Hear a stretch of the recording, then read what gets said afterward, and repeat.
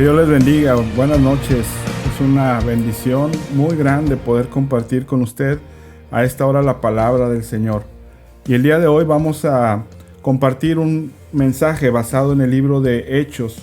En el libro de Hechos, el capítulo 9, vamos a leer los versículos del 32 al 42. Hechos 9, del 32 al 42. Dice así la palabra de nuestro Dios.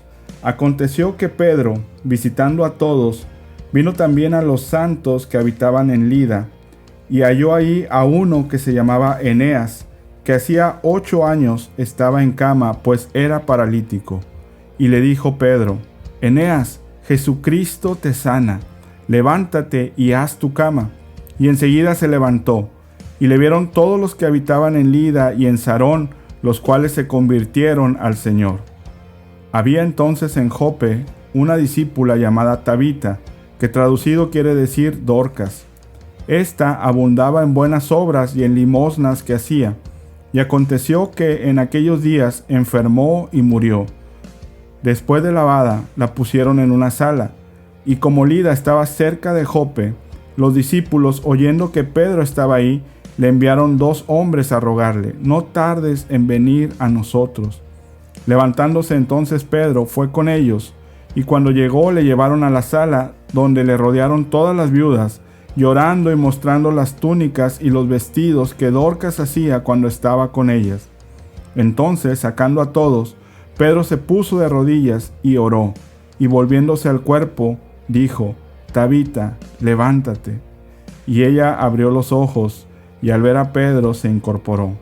Y él, dándole la mano, la levantó. Entonces, llamando a los santos y a las viudas, la presentó viva. Esto fue notorio en toda Jope, y muchos creyeron en el Señor. Estos 2 relatos son hermosos de considerar cómo el amor de Dios manifiesta su poder de sanidad, inclusive hasta de la misma muerte. Encontramos aquí a Pedro visitando a los hermanos, haciendo una visita pastoral, recorriendo, viendo cómo estaban los hermanos en sus vidas. Y al llegar a una ciudad que se llamaba Lida, se encuentra con que había un hombre, un varón llamado Eneas, que llevaba 8 años en cama, paralítico. Probablemente ya había perdido toda esperanza de sanidad. 8 años son muchos años de estar enfermo. Y él estaba postrado. No sabemos qué clase de parálisis tenía, pero parecer era una parálisis completa, porque tenía que estar en cama. Y es terrible cuando eso pasa en la vida de una persona, cuando este mundo caído hace que tengamos que estar postrados en una cama. La enfermedad, la tragedia que envuelve todo eso es indescriptible para alguien que lleva tanto tiempo enfermo. Pero Pedro, que llega ahí de una manera pues no coincidental, porque seguramente el Señor lo tenía en sus planes, llega y le dice así, sin más ni más, de una manera, me encanta como dice el pasaje, llega y le dice: Eneas, Jesucristo te sana, levántate y haz tu cama. Así es el Señor, mi hermano. Cuando el Señor tiene el propósito de levantarnos, el Señor de esa manera, con ese poder, con esa manifestación de su gloria, nos sana. Jesucristo te sana. Así, simple y sencillamente. El Señor nos puede sacar de esta pandemia así, con un solo chasquido, con una sola orden. Él puede hacerlo de una manera inmediata. Si usted está hoy padeciendo alguna enfermedad, pídale al Señor que le dé su sanidad. Jesucristo te sana. Tal vez Él podrá hacerlo así como Eneas, tal vez podrá hacerlo en un instante, aunque Eneas ya había pasado 8 años, y estoy seguro que Eneas había pedido muchas veces por su sanidad, pero el tiempo había llegado, y en ese momento era el momento de sanidad. Tal vez usted esté en esta situación, tal vez lleva mucho tiempo enfermo, y no sabemos cuánto tiempo pueda pasar aún, pero usted siga confiando en que el Señor lo sana. Y como dijo el apóstol Pablo, aunque le haya rogado una y otra vez y el Señor le ha dicho bástate mi gracia. Usted puede tener paz también en que el Señor sabe lo que está haciendo. Después de haber sanado a Eneas, Pedro recibe una visita de un par de hombres que llegan con él para pedirle que vaya, que los acompañe a la ciudad de Jope, donde una hermana en Cristo, una cristiana, acababa de fallecer. Una cristiana muy amada, alguien que era reconocida por todos como una persona excelente, una persona que hacía buenas obras y daba dádivas a los pobres.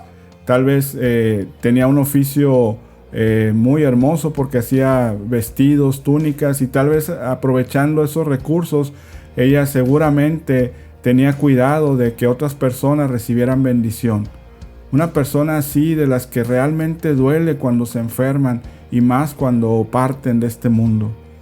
Todos estaban dolidos y estaban tristes. Era una persona que su nombre significaba Gacela. Tabita o Dorcas significa Gacela. Alguien que seguramente estaba en el corazón de todas esas personas. Y a veces no nos explicamos por qué esas personas se van de nosotros.